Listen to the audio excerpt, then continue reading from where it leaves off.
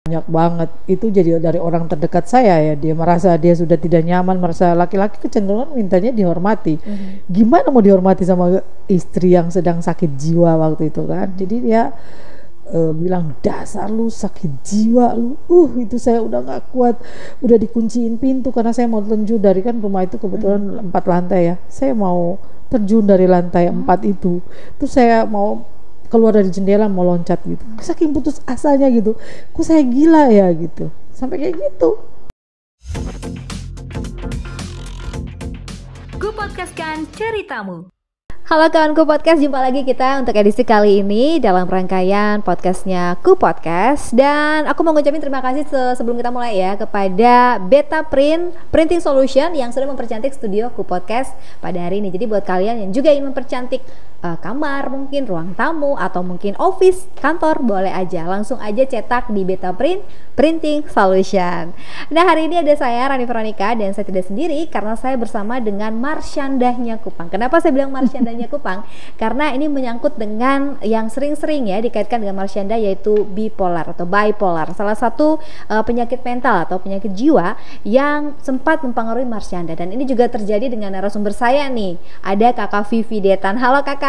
Halo. Gimana kabarnya Kak? Sangat baik, luar biasa. Waduh, senang saya dengarnya kalau kabarnya Kakak baik ya. Jadi saya juga jadi ikutan baik Ya. gitu. Kakak, ini menarik sekali. Kenapa Kakak mau menyampaikan kepada seluruh orang, bahkan seluruh dunia nih kalau nonton ya podcastnya kita, bahwa Kakak adalah seorang yang mengidap begitu waktu itu ya, atau yang seorang bipolar begitu. Karena banyak orang juga kaum awam yang mungkin masih belum tahu nih dengan pasti sebenarnya bipolar itu penyakit apa ya, itu penyakit jiwanya kayak gimana, kayak gitu. Nah, pada kesempatan ini Kak Vivi bisa jelasin nih ke kita semua, biar kita juga bisa paham sebenarnya bipolar itu seperti ini loh. Ya, bipolar itu sendiri ya, itu gangguan kejiwaan yang berkaitan dengan gangguan emosi. Seperti itu. Jadi mungkin setiap manusia mungkin ada ya, kita punya rasa marah, sedih, senang gitu, seperti itu ya. Tetapi kalau orang-orang yang bipolar ini, semua perasaan itu di atas rata-rata. Jadi anggaplah itu sudah menjadi gangguan. Sesuatu yang di atas rata-rata itu sudah menjadi berlebihan, itu berarti sudah jadi gangguan gitu. Kita bisa marah yang semarah-marahnya, bisa sedih yang sedih-sedihnya gitu. Dan itu dalam kondisi yang kita tidak tahu kapan akan terjadi. Dan itu memang bukan hal yang sangat mengenakan buat kita. Jujur, tidak enak. Tidak enak karena tidak nyaman. Tidak nyaman karena itu terjadi tanpa kita setuju untuk itu terjadi. Iya, tiba-tiba saja orang, oh saya senang sekali, tiba-tiba saya tidak tahu kenapa saya senang sekali. Senangnya senang sekali. Nah, kalau lagi senang jangan dikorek nih. Misalkan, lu ngapain sih? Lu kenapa nih? Kok kita lalu apa kok begitu? Nanti pas kena kata-kata itu kita langsung marah. Bisa marah. Jadi ada orang bilang tukang tersinggung. Nah, ini bukan tersinggung lagi. Bisa saja dia kena kepada marah yang ngamuk atau jadi bereaksi apa, kita tidak tahu saat itu. Atau mungkin dia jadi merasa di stigma atau dituduh atau diperkatain apa, merasa bully, mungkin dia akan kembali ke depresi. Jadi dia turun lagi ke depresi, itu akan menjauh, diam, dan melakukan hal-hal yang sebenarnya menutup diri lah, seperti itu. Dan bahkan bisa sampai menghilangkan nyawa sendiri ya, sampai ke sisi itu ya. Seperti itu, banyak yang seperti itu. Ada yang mungkin tidak menghilangkan nyawa tapi lebih kepada self harm. Jadi melukai diri sendiri untuk memindahkan rasa sakit itu ke bagian yang dia sakiti itu, yang lukai itu. Sampai segitunya. Dan Kak Vivi sudah melewati itu. Kebetulan saya tidak ada di tahap yang self harm, tidak. Tetapi saya ada di kayak mau melakukan pencobaan bunuh diri. Sempat ya, seperti itu. Sempat, karena saat seperti itu orang-orang hanya bisa dasar gila lu, dasar sakit jiwa lu, kayak gitu. Nah, itu hal-hal kata-kata yang kita tidak bisa terima, yang sampai akhirnya kita mau melakukan hal-hal yang ya aneh. Seperti itu. Atau menyerang, mungkin kita bisa menyerang. Bisa sampai melakukan tindakan kekerasan juga ya kepada orang tersebut. Pegang pisau pun berani. Bahkan saya pernah dalam keadaan menangis, saya di jalan tol dari Bandung ke Jakarta, di jalan tol itu di atas 150. Bukan pakai minibus lagi. Waktu itu mungkin tipe Avanza R3 itu kan tidak landai ya, dia punya kaca. Itu saya bisa nekat di atas 150 sambil menangis. Padahal 100 saja saya sudah, ini 100, 120. Tidak ada rasa takut. Tidak ada rasa takut sedikit pun. Orang datang bawa parang panjang pun, kita mau dibunuh pun kita akan maju. Sampai segitunya ya. Sampai segitu, dan itu aneh. Tidak stabil berarti ya. Emosinya tidak stabil dan terlalu berlebihan ya. Dan tidak bisa kita handle. Kita sampai merasa bukan diri kita ya, padahal kita sampai merasa loh ini bukan saya, tapi terjadi ya seperti itu ya. Tidak bisa dikontrol ya. Wah, oke. Kap, ini sudah mulai mengetahui bahwa ada yang aneh dengan saya sejak kapan? Itu tahun 2016, itu klimaknya ya. Itu perjalanan panjang saya, sehingga tahun 2016 itu saya kayak merasa tidak nyaman. Saya merasa bahwa ini kayaknya saya tidak baik-baik saja, karena emosi saya kok tidak di atas rata-rata gitu ya, tidak mengontrol. Saya melakukan hal-hal yang membuat orang semakin membenci saya gitu. Mungkin dalam hal ini pasangan saya waktu itu ya, suami saya, karena setiap rumah tangga pasti ada pertengkaran, ada perbedaan prinsip. Tetapi mungkin saya merasa bahwa ini beda, karena kalau sudah berantem saya reaksinya beda. Akhirnya saya cari tahu di Google. Saya teringat Marsyanda dan saya di Google, dan ternyata indikasi itu ada di saya, dan akhirnya saya memberanikan diri untuk ke dokter. Jadi saya melalui 4 dokter dan saya didiagnosa bipolar tipe campuran. Katanya campuran di mana mood swing itu terlalu cepat. Saya dari senang tiba-tiba saya bisa sedih. Dari sedih nanti saya bisa senang kembali, seperti itu. Jadi orang bilang ini anak ini apa? Orang kok bilang masalah lodek kok apa? Son jelas. Sebentar di sana, sebentar ini dia gila nih, Mas. Pasti nih, kesimpulan akhirnya mereka akan mengatakan seperti itu. Stigma jadinya. Kayak gitu.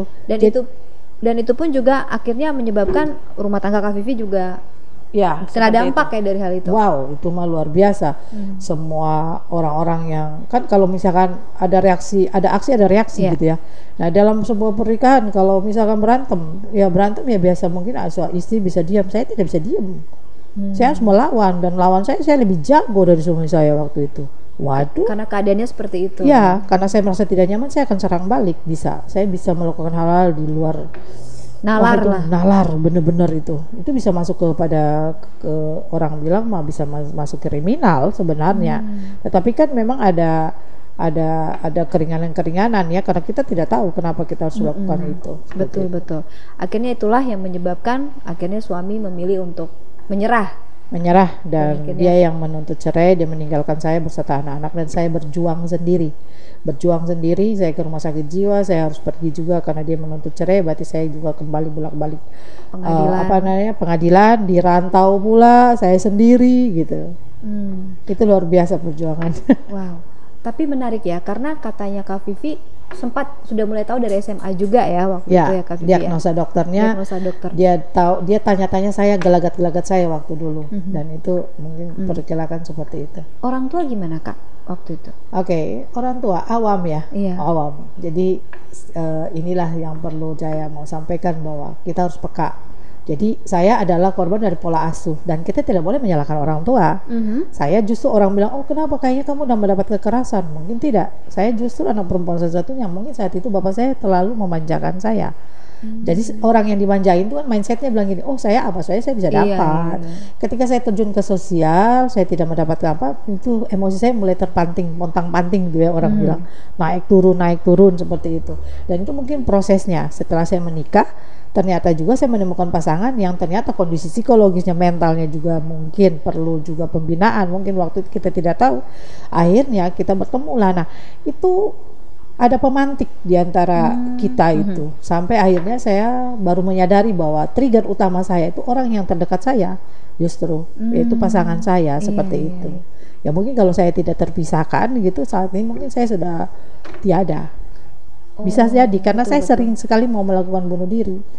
Karena saat itu kan dia sudah berselingkuh, dia sudah punya pacar, ya wajar lah dia pengen cari nyaman mungkin.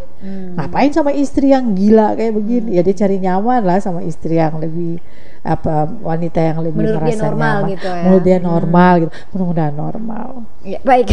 Terlepas dari itu ya, artinya bahwa memang dukungan itu penting, baik dari segi orang tua, sekalipun itu pola asuh ya. Tapi kan tetap ketika Kak Vivi dalam keadaan seperti itu, orang tua sebenarnya punya peran yang penting juga gitu, selain pasangan hidup ya. Dan memang kalau bicara soal pasangan hidup, bagaimana supportnya. Tapi menarik juga kata Kak Vivi, karena dua karakter, dua kepribadian yang berbeda, dan mungkin juga jiwa yang berbeda gitu. Sehingga kenapa dia tidak bisa bertahan seperti begitu kan. Tapi berbeda kalau mungkin dia lebih mature ya Ya. secara mental juga kan, bisa Betul. mengayomi malahan sehingga Kak Vivi tidak harus terjerumus lebih dalam lagi bahkan Betul. sampai ingin menghilangkan nyawa. Kan kembali lagi ya kepada orang di sekitar. Ya. Itu menarik sekali yang disampaikan Kak Vivi. Nah, sejauh ini Kak, pengaruh dan dampak dari bipolar ya, kemudian kan sudah dirawat nih, pasti Ya. ada yang namanya terapi dan lain sebagainya begitu. Bagaimana kok anak, ya kan Kak Vivi punya anak juga nih, gimana tuh dampaknya ke anak-anak? Oke. Yang saya lihat adalah perubahan psikologis anak juga. Mereka jadi pemarah saat itu ya. Berpengaruh sekali ya. Sangat berpengaruh. Mereka juga punya trauma, ketakutan. Karena kalau mamanya sudah kambuh itu kan ngamuk yang aduh. Saya sendiri kalau membayangkan ngeri gitu loh. Jadi apa sih kayak penyakit fisik saja, lu pernah apa sih? Lu pernah kecelakaan kaki patah misalkan Iya, ya. betul. Tiba-tiba diizinkan Tuhan kakinya sembuh. Kalau membayangkan kaki yang patah sakit nyerinya itu pasti trauma. Betul. Sama seperti saya lakukan, saya mengingat itu saya kayak trauma sekali. Bukan trauma. Aduh, nggak enak banget, kasihan anak-anak yang di sekitar saya. Jadi mereka tuh ketakutan, trauma dan emosi mereka jadi tidak stabil waktu itu gitu karena saya ditinggalkan bersama anak-anak. Usia anak waktu itu? Ya, usia anak-anak waktu itu satu masih 20 tahun, terus 17 tahun, terus 10 tahun sama 8 tahun. 4 orang anak. 4 orang anak, saya tinggal satu rumah dengan anak-anak yang 2 orang anak saya itu waktu itu mereka denial banget. Mereka menolak, Lama, itu ya. bukan mah sakit, itu mama penyakit lebay Stres saja, gitu itu mungkin. berlebihan saja, itu saja kok. Nah kayak gitu. Yang kedua, yang 2 anak ini kebetulan saya bergabung di satu komunitas, mereka dituntun bagaimana menjadi anak orang-orang yang ada di samping orang dengan bipolar gitu. Berarti peran dari anak-anak juga penting ya, yang 2 denial tapi yang 2-nya dengan cara merangkul ya mamanya ya. Melalui proses. Melalui juga. proses. Ada momen nggak yang sangat berdampak sekali kepada Kak Vivi ketika mereka merangkul, khususnya 2 anak tadi yang merangkul? Oh oke. Ya saya ingat sekali waktu itu ya. Saya tidak tahu kenapa saya harus menangis. Dan waktu itu kan memang orang-orang yang bipolar kan gitu ya. Ketika saya sudah sedih dan saya menangis tanpa henti, saya tidak bisa merem.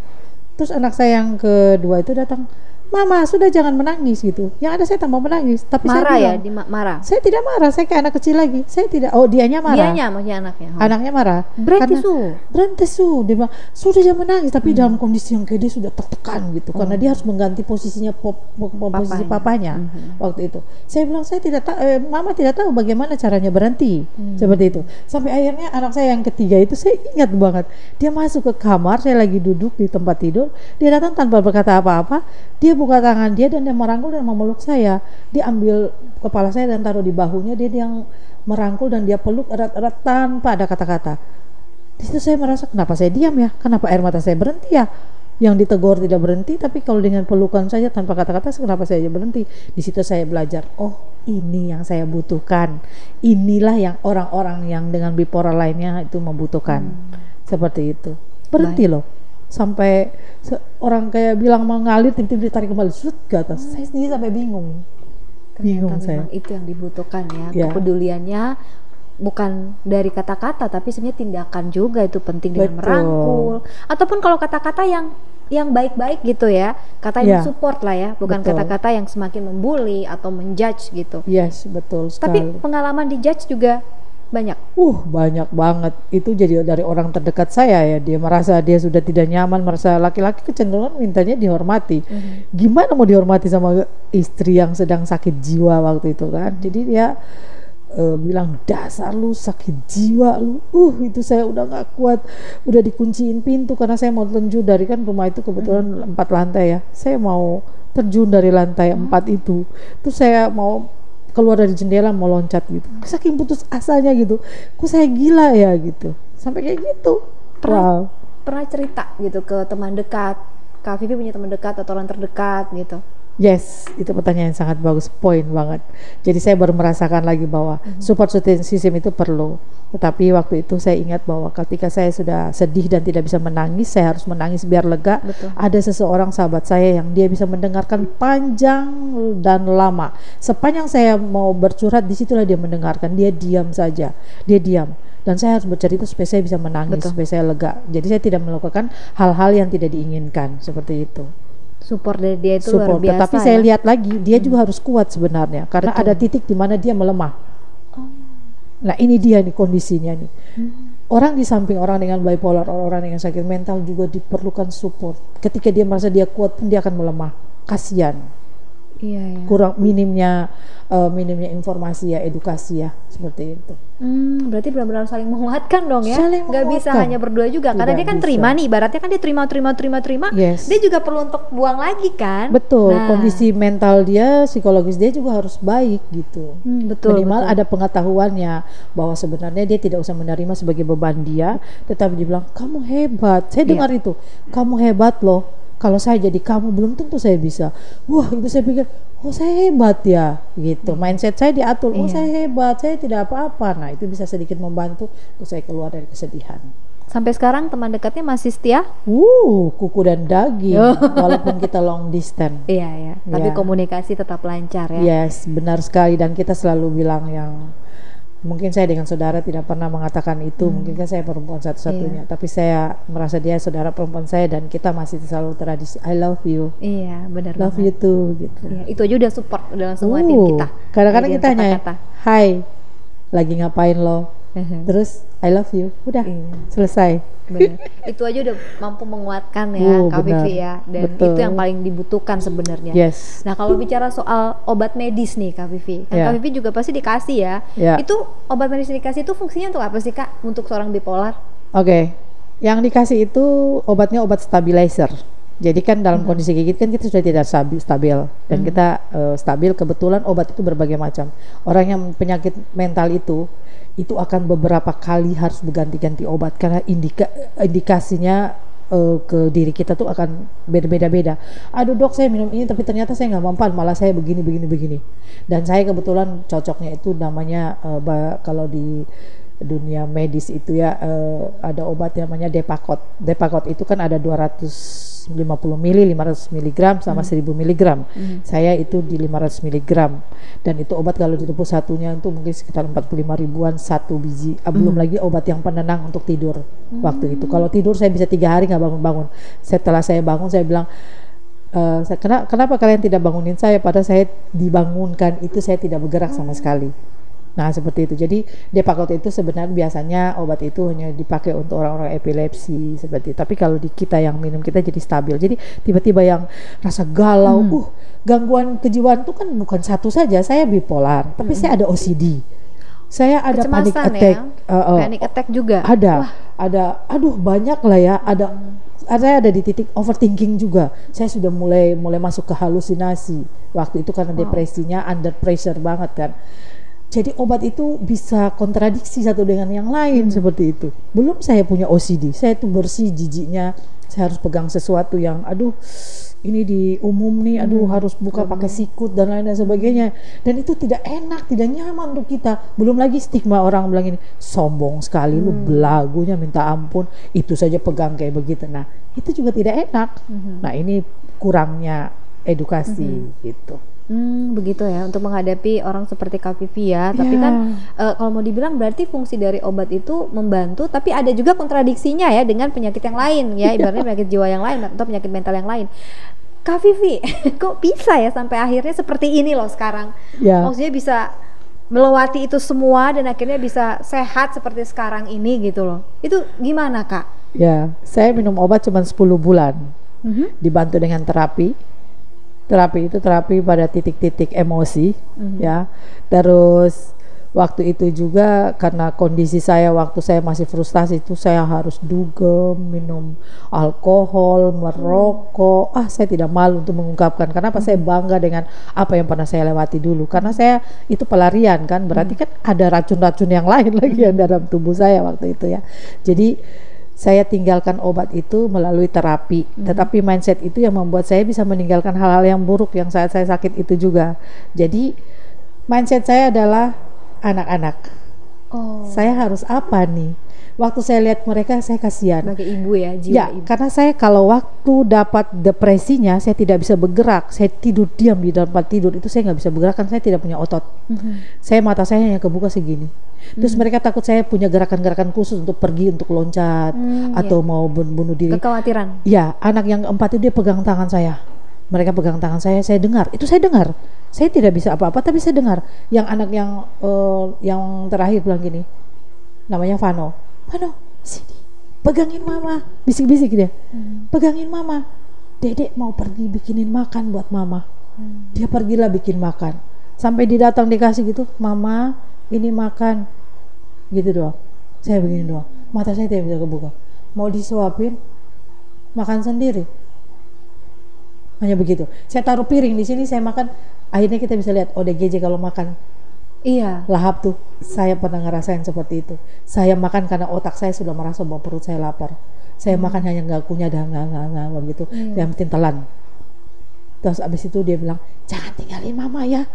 Nanti mama bisa kaget-kaget ada apa begitu. Itu luar biasa perjuangan anak saya itu. Luar biasa. Sampai mereka pernah filmkan kisah saya itu. Wah, luar biasa anak-anak Kak Vivi ya, hebat banget, mereka mampu untuk terus berada di samping Kak Vivi, dan akhirnya Kak Vivi juga punya keinginan ya untuk aku harus sembuh, aku harus sehat demi anak-anak aku. Betul sekali. Dan mental mereka pun ditempah dengan proses pengalaman mamanya mereka. Hebat banget, jadi inspirasi buat anak-anak juga. Benar. Kak, berarti ini membuktikan bahwa penderita bipolar yang paling dibutuhkan itu adalah apa nih Kak? Oke. Untuk bisa sembuh. Ini bukan untuk orang-orang dengan bipolar saja. Biasanya orang itu orang dengan bipolar. Orang dengan bipolar berarti kayak soalnya itu semua seumur hidup ya. Saya sekarang bukan bilang orang dengan bipolar, tapi memang untuk penderita bipolar atau sakit mental lainnya, itu yang sangat dibutuhkan kita itu ada bukan obat, tetapi support sistemnya. Nah, support system seperti apa? Support system yang yaitu di keluarga kita, orang-orang terdekat kita. Yang kita butuhkan adalah mereka harus belajar, bukan belajar dan supaya memahami, bukan mengerti. Kalau mengerti, kita tidak akan mengerti kalau kita tidak bisa memahami. Oleh karena itu, ada yang namanya pembelajaran atau mungkin edukasi kepada orang-orang di samping orang dengan gangguan mental itu sendiri, supaya mereka bisa merespon output dari orang-orang yang sedang mengalami gangguan jiwa ini dengan baik dan benar, dengan cara yang tepat. Ini terbukti dari apa yang sudah saya alami. Saya bisa sembuh oleh karena rangkulan mereka atau perlakuan mereka. Tapi saya bisa tidak kambuh? Bisa karena ketidaktahuan salah satu dari anak saya misalkan. Itu bisa. Jadi situlah studi kasusnya untuk saya tahu bahwa oh ini loh caranya seperti itu. Yang saya ingin sampaikan di sini ya, bahwa ayolah semua masyarakat NTT justru ya, saya pengen mereka punya kepekaan gitu loh, bahwa ketika mereka menemukan orang-orang seperti itu, janganlah mereka ditambah dihina atau ditekan. Ketika kalian punya saudara, kakak, adik atau siapapun dia, keluarga, janganlah kalian malah menjauh atau kata-katain mereka gitu, karena dia yang kita perlu itu hanya rangkulan. Kita jadi merasa sendiri dan kita merasa dihina seperti itu. Lebih diintimidasi gitu, kasihan ya. Dan juga jangan bilang lagi orang gila, karena udah ada aturannya tuh, nggak boleh ya. Betul Kak sekali. Vivi ya. Saya yang akan maju membela, karena saya sendiri jujur, saya merasa saya dapat stigma dasar sakit jiwa itu dari orang-orang terdekat saya, saya. Tapi saya sudah tahu bahwa melawan stigma dengan karya. Waktu kamu buat begitu, saya bentuk komunitas. Iya, betul. Kamu buat begitu lagi, saya lakukan hal yang lebih lagi seperti itu. Kamu hina saya lagi, besok saya bikin kue saya enak. Ya, jadi melakukan hal yang membalas dengan hal yang positif buat melawan kita juga. Stigma dengan karya. Stigma dengan karya ya. Satu hal juga Kak Vivi, berarti sekarang kita harus bilang orang dengan gangguan jiwa ya. Yes. Gak boleh lagi ngomong orang gila ya. Gak boleh lagi orang dengan gangguan jiwa. ODGJ. ODGJ itu lebih halusnya dan lebih halus. Layak lah ya. Daripada kita ngomongin orang gila, itu sakit hati juga kalau dibilangin. Saya tambahkan sedikit. Boleh, silakan. Kadang orang bilang begini, itu ODGJ, berarti mereka beda, mereka unfunction gitu ya, tidak akan berfungsi ya. Tetapi orang-orang dengan gangguan mental itu punya karya. Kalau mau bukti, pergilah ke rumah sakit jiwa, di mana di ruang terapi sana banyak hasil karya orang-orang dengan gangguan jiwa. Melukisnya sangat luar biasa dan juga bisa memasak dan lain-lain. Karya-karya mereka itu melukis, puisi, apapun itu mereka bisa. Jadi jangan sampai orang-orang di luar sana yang merasa bahwa oh saya tidak sakit karena belum terdiagnosa mungkin atau denial mungkin. Betul. Jadi kadang-kadang orang yang merasa sehat malah tidak berkarya, hanya mabuk-mabukan, duduk, tidak punya pekerjaan. Orang-orang yang dinyatakan gangguan jiwa malah pula punya karya. Nah ini bagaimana nih ceritanya ini? Iya ya. Yang harus ditolong siapa? Sebenarnya gitu yang ditolong itu siapa begitu. Iya. Bayangkan ketika mereka sehat, waduh udah yang lain kalah lah udah Yes, mereka. dan pasti saya deh punya program the untuk best. itu. Ada programnya? Saya punya program. Apa itu, Kak? nanti. Ya, karena saya juga menjalaninya. Terapi saya sendiri adalah saya kembali kepada alam. Saya bisa bertanam. Akhirnya sekarang saya 0 pengetahuan tentang bertanam berternak. Akhirnya saya bisa bertanam dan berternak. Tetapi itu salah satu terapi. Di luar kita punya kebiasaan ya, karena saya bisa make up, saya bisa masak, semuanya saya bisa. Tetapi saya bisa bertanam. Oh, ternyata pelariannya melihat bunga itu tumbuh. Nah, jadi saya punya program ke depan itu saya bekerja sama dengan RSJ juga. Mudah-mudahan ada lahan pemerintah yang kosong, kami akan bikin lahan terpadu. Jadi nanti orang-orang yang sudah kami rawat, kita akan taruh di sana untuk mereka diajarkan supaya mereka kembali lagi ke masyarakat, tapi mereka berguna, bahkan lebih berguna dan lebih berkarya dari orang-orang yang katanya tidak sakit jiwa. Tapi ngomongin soal pelarian ya, Kak Vivi, kalau kita lepas obat begitu, apa itu akan berpengaruh juga dengan kondisi fisik, Kak? Ya, saat mereka belum bisa secara manual mereka mengaturnya. Contoh, kadang kalau sudah manik, ini kita berbicara orang dengan bipolar ya. Kalau sudah manik begitu kan otak itu rangsangan tidak bisa melemah untuk tidur.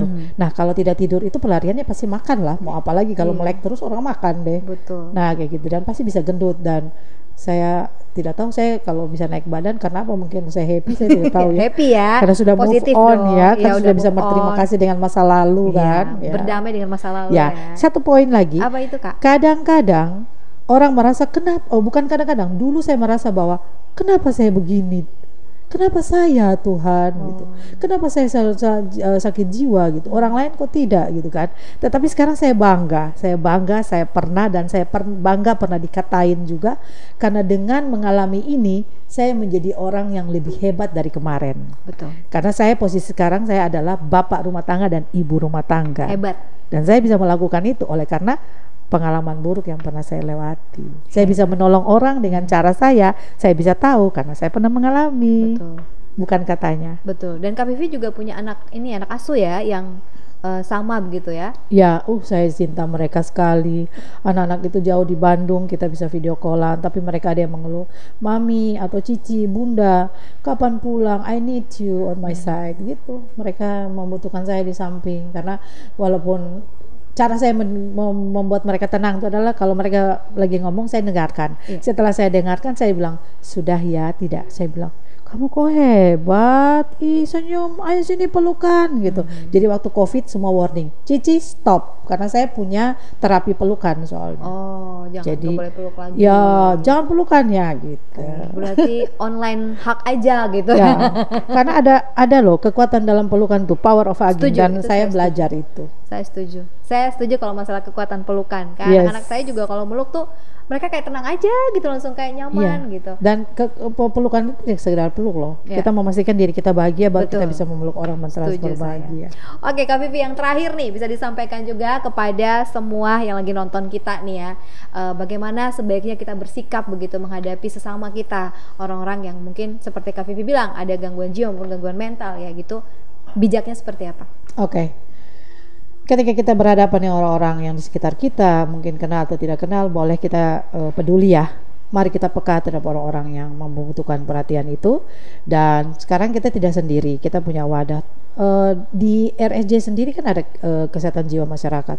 Tetapi sekarang saya bekerja sama dan saya bersyukur karena RSJ sendiri menyediakan wadah untuk saya, ada sekretariat di sana, yaitu saya membangun sebuah komunitas, yaitu komunitas peduli kesehatan jiwa.